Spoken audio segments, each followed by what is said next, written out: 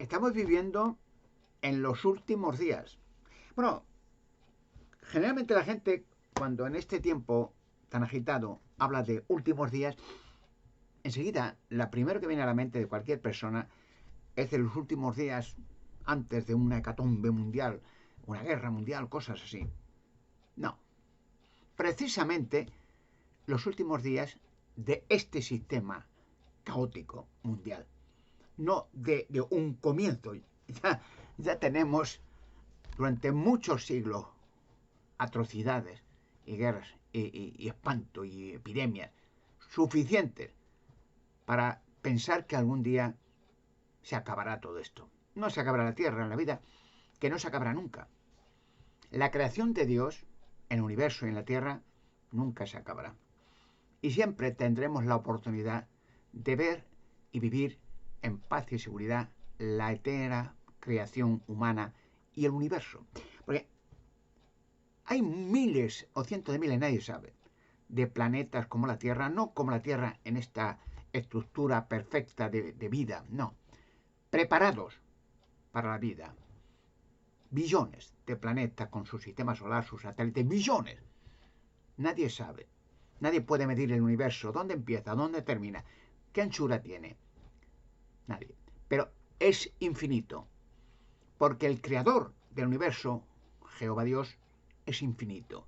Y como Él no tuvo un principio y no tendrá un fin, ¿dónde empezó el universo? ¿Y dónde termina el fin? Porque todavía Dios sigue haciendo creaciones. No sabemos cómo, cuándo.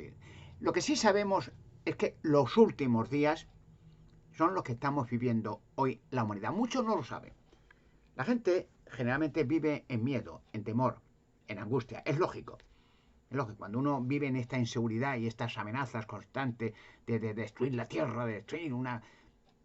Eso hace templar a la gente. Pensar que una mañana te levantas y empieza un caos. Porque una nación, la que sea, si empieza a jugar con fuego, se va a quemar ella y las demás. Es el dicho común, que el que juega con fuego se quema. Seguro. Pero no va a pasar. Estoy, eh, créanme, estoy más que seguro que no va a pasar.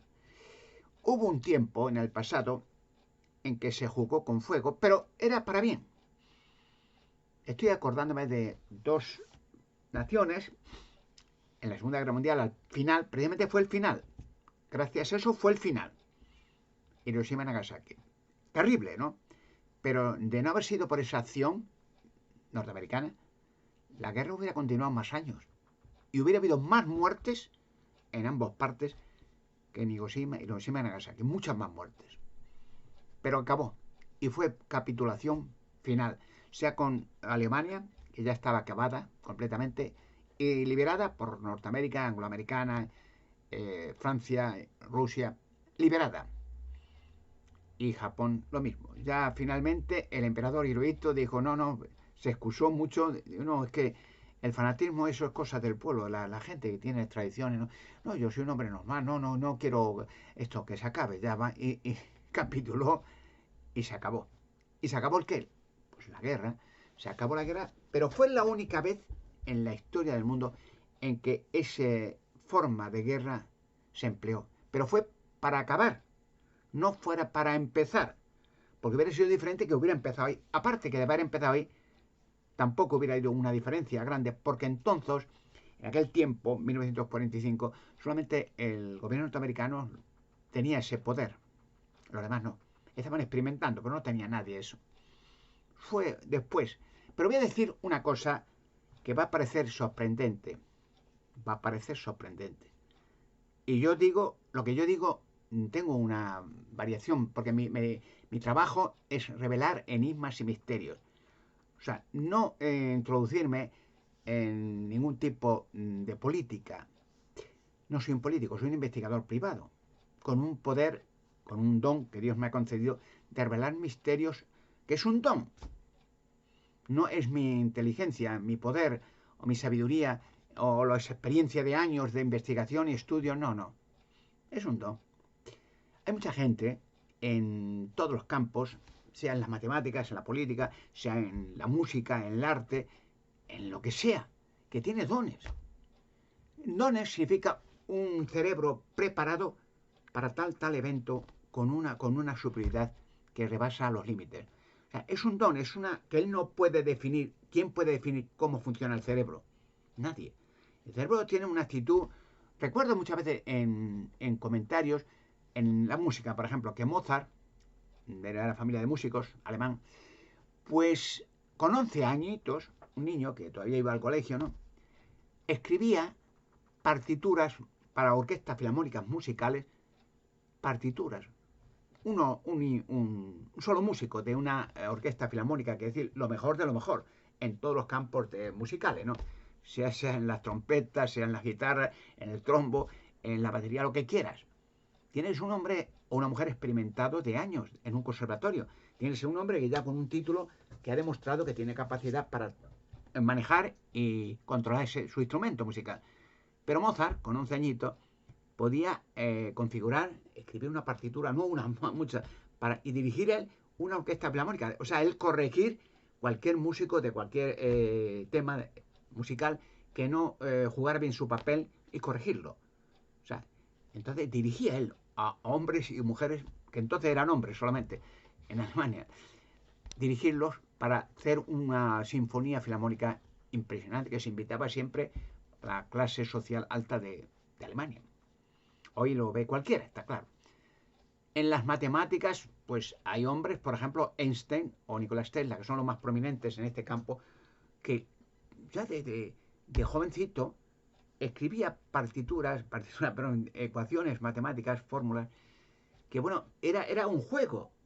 Para él era un juego jugar con los números, las ecuaciones, porque todo el universo, todas las fórmulas, todo lo que usted quiera, lo que está viendo, se conjuga primero en números, ecuaciones, hasta las energías. Entonces él jugaba con una serie de ecuaciones que te demostraba, por ejemplo, cosas que hoy son insólitas y son reales, pero que entonces para él era un juego. Entonces hablaba de, por ejemplo, la barrera del tiempo. Y él en su fórmula deducía que el tiempo es relativo. Y es verdad, porque el tiempo no es lo mismo el tiempo aquí que el tiempo en otra parte del universo, que el tiempo en otra dimensión que se llama cielo, que el tiempo, o sea, incluso en la realidad pura. Hoy estoy en Alemania, es un tiempo, pero en este instante en Australia es otro tiempo, en el Polo Norte es otro tiempo, en las islas cualquiera otro. O sea, dependiendo de la configuración de la Tierra en su rotación sobre su eje alrededor del Sol. O sea, se dirige el tiempo de acuerdo con la luz solar. Luego el tiempo es relativo. El tiempo ahora aquí son las 4:30. Pero no estoy seguro que en Norteamérica es otro tiempo. En Sudamérica otro tiempo. Es relativo. Entonces escribía fórmulas y ya se han hecho ya muchos experimentos.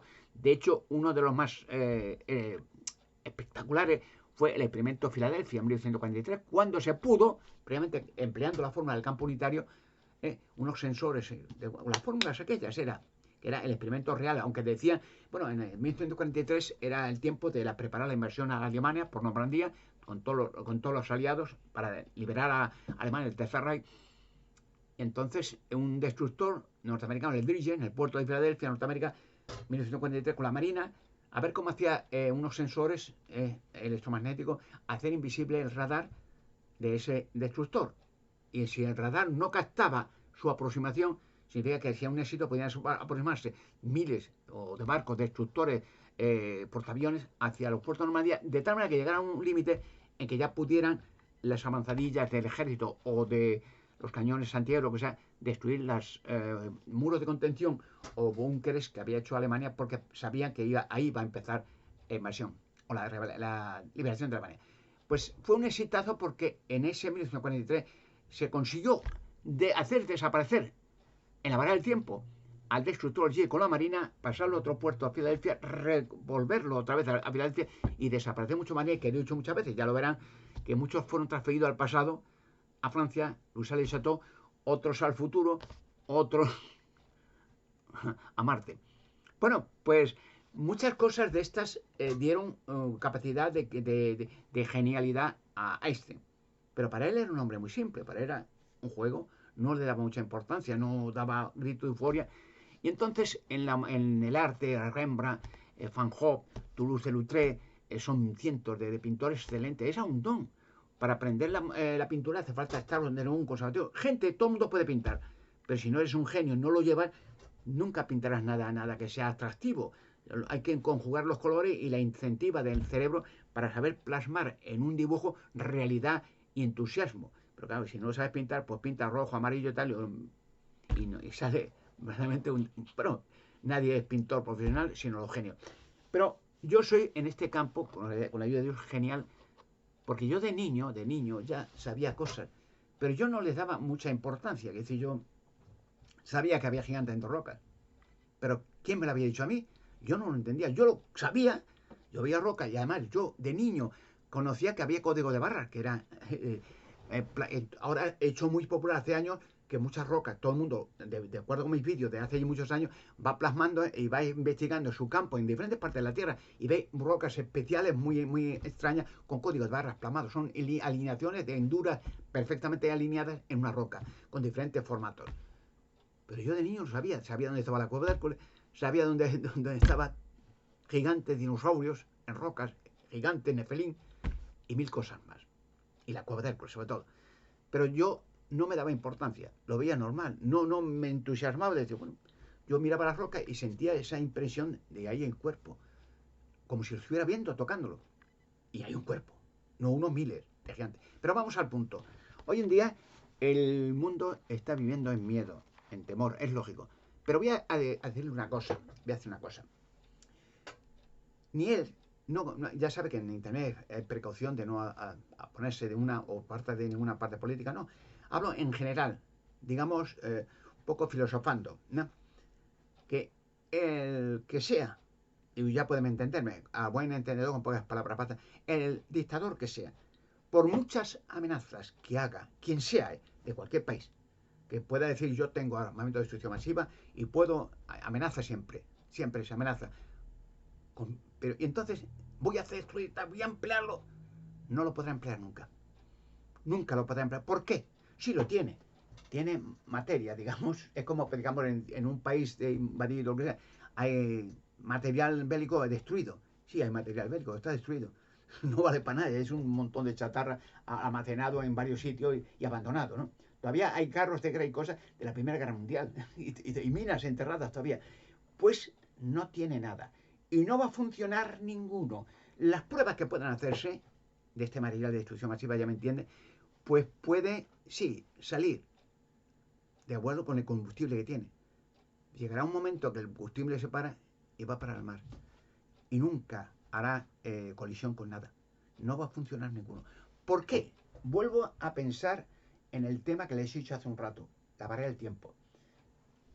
Aunque parezca extraño y algún día, cuando pueda y se me permita, que yo soy en este campo el más prohibido en los medios de comunicación, demostrar que ha habido de toda la vida hombres y otros seres viajeros del tiempo en la Tierra que han hecho posible que ningún personaje enfermo mental, o sea, por político sea o dictador, emplee ese material que pueda o podría perjudicar millones de vidas humanas inocentes. Todos los intentos que se hagan fallarán. Y lo sabe el que sea. Y da miedo, y siempre el argumento de estos seres es la amenaza. Es la amenaza que cuando se ven perdidos, se ven acobardados, se ven que han fracasado, y la única que tienen en la boca constantemente es la amenaza. Del hecho, o del dicho al hecho, se dice va un buen trecho. La decir yo, pero cuando la nación en conflicto, o la nación en conflicto, se unen y dicen, pues si haces esto, acabamos ya el problema. Nosotros vamos a empezar. Y se echan atrás siempre apelan a conjunto de naciones, la paz y contratos y bueno, y de acuerdos. Y nunca lo van a emplear porque no tienen nada.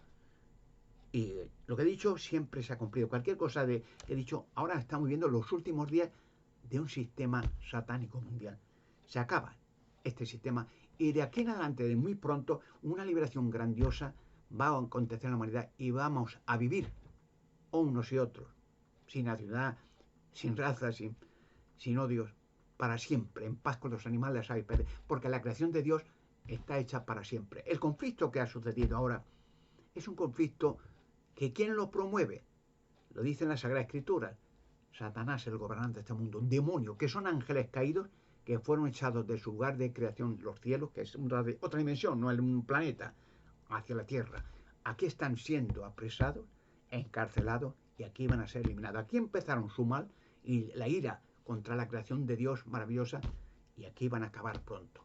Eso sí será una realidad, porque la Sagrada Escritura, la Biblia lo dice. He puesto muchas veces un ejemplo que lo repito mucho, pero es que me hace mucha gracia porque es tan fuerte, tan real, que parece como que el escritor de este ejemplo que voy a decir, que es el libro Don Quijote de la Mancha, Cervantes, que era un genial, era otro genial para la literatura. Después de la Sagrada Escritura, que es el libro más leído del mundo y más traducido en varios idiomas, la Biblia, Cervantes es el segundo libro más traducido en otro idioma, porque es un libro, vamos, del principio hasta el fin, no hay desecho.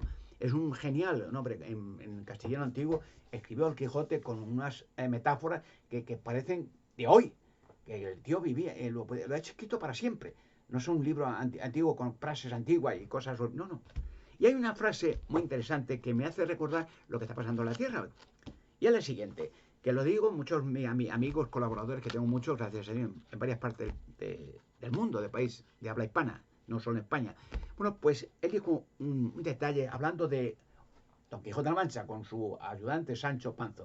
Entonces, es un relato muy interesante. Iban por la noche caminando, oscurecido, a dormir. Pues el caballero, él pensaba en su genialidad, Don Quijote, que era un caballero andante, que era como los antiguos aventureros, defensor de los pobres, y el Sancho Panza, con un hombre simple de un pueblecillo, pues bueno, pues si le prometía, si tú me sigues y sigues siendo mi escudero, te voy a hacer gobernador de una provincia grande. Y hombre, pues estupendo, mira, hombre, ¿quién iba a soñarse?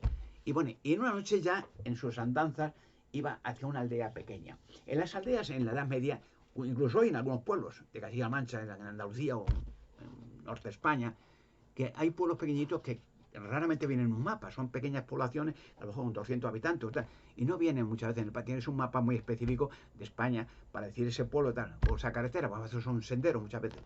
Y entonces iban en un sendero Don Quijote, Sancho Panza. Y entonces iban caminando en la oscuridad, cansados, y venían a ver si una aldeilla en un camino de cabra, porque entonces no había carretera, era un caminito, pom, y a lo lejos se veía ya el policía, una lucecita, porque no había semáforo, no había carretera, no había señal de nada, pues alguien que no podía dormir, que tiene un candelabro, que tenía una hoguera, que tenía frío, que el niño lloraba, una lucecita pequeña, nada. Y se iban acercando al pueblo, un caminito, quizás un par de kilómetros. Y curiosamente, hoy, igual que antes, los perros son, digamos, los vigilantes de los pueblos. ¿Por qué? Pues los perros tienen un oído muy fino y un olfato también muy fino. La policía emplea los perros, pues son detectores de droga, pues fantásticos. O sea, una droga que esté muy bien preparada en un bulto y tal, lo huelen. Y lo huelen. En los puertos y aeropuertos se emplean esos perros, la policía, sospechosos, a ver, esa maleta. Y encuentran droga. Bueno, pues los perros huelen y oyen muy bien. En la oscuridad de la noche, un ruido de casco de caballo, lo captan. Y el perro la incentiva a gritar, ladrar. Ladraba, se despierta porque oye algo raro. Ese pueblo están todos durmiendo, pero oye, algo se acerca. Y el perro ladra para despertar a otros perros. Y efectivamente, cuando un perro empieza a ladrar, despierta a otros perros que oyen el ladrido, se entienden, y empieza también, oye, y el casco. Y los cascos avanzan a la mesa al pueblo. Y ladran a otro pueblo. Y otro perro, y a veces todo el pueblo, todos los perros del pueblo empiezan a ladrar. Porque se va acercando dos bestias que no sabe qué es, pero intuye que algo se acerca raro. Y lo huelen. Dos bestias. Que puede ser. Pero ladran. Y entonces ladran todos los perros. ¿Por qué ladran? Porque tienen miedo. Porque están en la oscuridad de la noche y tienen miedo de que dos bestias lo huelen y lo oyen. No ven muy bien los perros en la noche tampoco, pero oyen y huelen muy bien. Y entonces se van acercando. Y Sancho Panza estaba medio dormido, Don Quijote, un hombre de más de 50 años, dormido, cansado, y Sancho Panza, ven señor Don Quijote, van avanzando con su mulo y tal. Los perros, oye, los perros, me ladran. Y Don Quijote, que sabía, pues, sí, sí, y no le hacía caso, seguía durmiendo con el Rocinante. Y ya se iban acercando más, y los perros al acercarse más huelen más, que se acercan, y despiertan más perros, porque tienen miedo. Y entonces ya se acercan más, y Don Quijote, oye, los perros están ladrando. Y no, nada, déjalo. Bueno, y ya, en un momento determinado, coge Sancho Panza miedo.